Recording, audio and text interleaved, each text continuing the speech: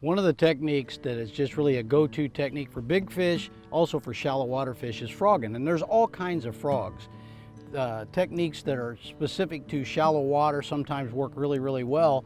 And you really got to look at the conditions. When you look at the condition, we got a bright bluebird day today. And when you look at that, you're thinking, how am I going to catch a fish on a frog? A lot of people say, well, I got to go in the morning, I got to go in the afternoon, but I can't catch them during the day. And what we're going to do today is we're going to go along a bank and we're going to try to catch some fish in the shade cover. And that's really critical. And a frog is a great bait, in particular in skinny water where you've got a lot of cover. All kinds of different frogs to use. You know, you've got a frog, this is Zoom horny toad, and basically what it is a bait you can throw much like a buzz bait. It's a fast moving bait, little legs kick. It's one of those kind of things, and it's subtle because it doesn't make a bunch of racket. That's a really good bait for that. Also, you know, the snag-proof popping frog is a neat frog to be able to throw it. Now we've got two very different ones, both contrasting. You've got a black one and a white one. I'm going to be throwing this in the shadows. Hopefully I'll be able to get in some shade, and what I want to do is I'm going to start with the black one, but I may end up going to the white one because of the shad spawn. I may look at that and say, hey, that's really a good way to go. There's other type of frogs, are walking frogs, and this happens to be a snag proof as well, but it's a walking frog, and it will walk. You can make it walk side to side to be able to catch more fish, and it's just one of those things you've got to let the fish tell you what they're doing. But I'm going to get in some heavy cover today, and we're going to throw this thing back in the shallow water. These fish are in both pre-spawn, post-spawn, and spawning, and we're going to see if we can catch a few fish in that heavy cover. But the whole bottom line is that you're looking for a way to be able to get those fish to react to something that they like, which is frogs. When it comes to rigging a frog, I've got a couple little tips I'd like to give you, and honestly I think it makes a difference, and it makes you able to get more bites. What you do is you're going to pick your frog, and we're going to talk about the black frog. That's one we're going to throw first, and of course we're just going to tie it on like you would in whatever knot you use. I like using the same knot and everything, so it's going to be a San Diego jam knot again, and I'm just going to put that on, and I'm going to put it in through there, and I'm going to cinch it down, and that's my knot. So I've got my knot done. But one of the things I do that I think is a huge advantage is I take a permanent felt tip marker, and I'm going to mark this line probably 3 or 4 feet. Just darken that line in so it becomes invisible. And you have to do this 2 or 3 times during the day typically.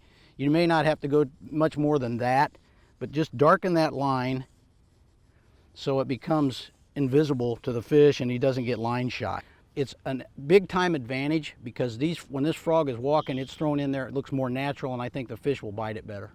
This frog box, I carry a variety of colors, and it really is indicative of what your kind of conditions you're fishing. But you know, you'll have the browns, the darker colors, you'll also have the lighter colors. This is almost a shad color, and you just got to carry a variety of colors and let the fish tell you what they want. Shade lines are critical. If you look at these bushes, you can see it's bright sunny out here, but back in these little tucked in areas like this spot right here, it's shady. So you're looking to say, okay, if I was a fish, would he be out here cruising around? Is he going to be in there next to those bushes in the shade? And personally, I believe that they're going to be in the shade. So I'm going to try to get every bait I can as far as I can back in there and see if I can get one to bite.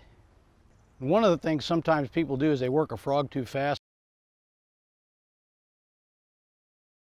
And what I try to do always is to give that frog a little bit of time in the strike zone. You know, you look for a piece of wood, you look for something that may be something that would hold a fish, but by the same token, a lot of times you don't have to work it. The action of the frog is, a lot of times, is the frog doesn't come skipping across the water a lot of times. He may set, move a little bit, set, move a little bit, set, move a little bit. And a lot of times dead sticking a frog can be huge. You can catch a lot of fish just dead sticking. And what that means is that you allow the frog just to sit there. For a guy that's just getting into fishing, you can come in here and probably make a few mistakes with other baits, and you're going to be aggravated with it.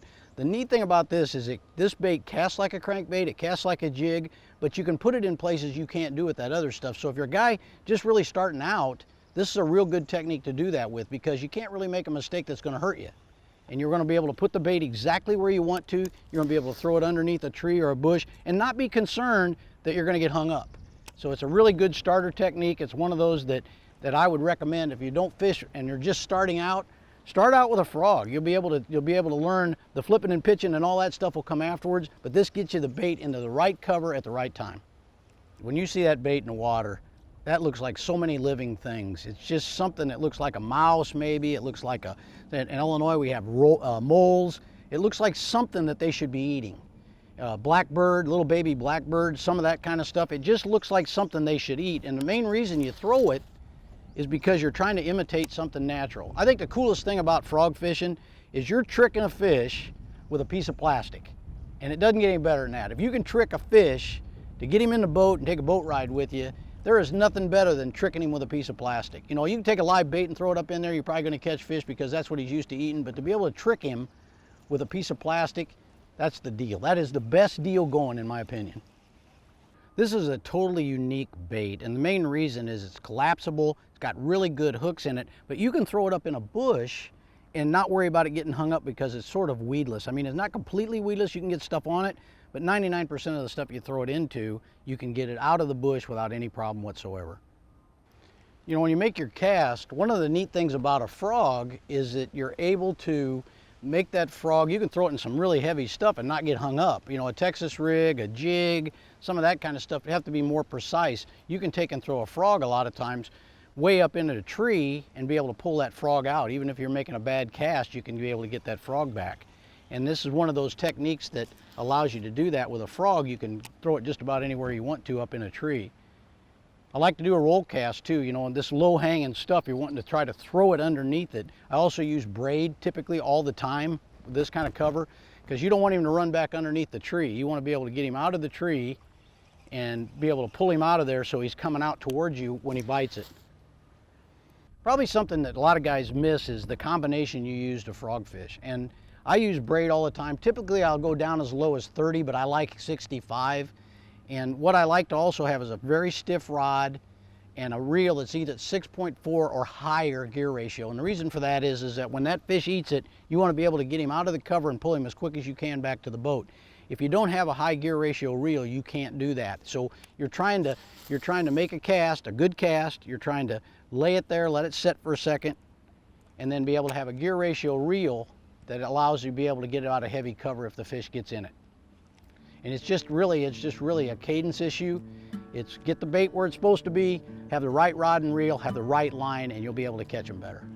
You know, I'm going to look in here. One of the things I like to do is really scope out a dock. And the main reason for that is there's little places, positions on the dock where a fish could be.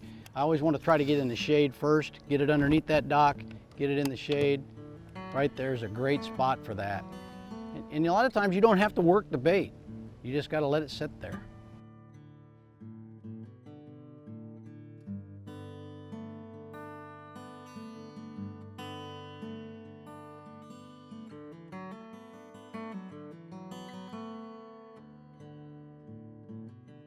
Ah, I love it. Frog fishing, nothing better. He ate it too. He stuck it right in the top of his head. That's the way you want to catch them. What a great hookup. This is the way this bait's engineered. It collapses. You're able to get the hook right in the top of their mouth. They won't come off. What a great way to catch a fish with a frog.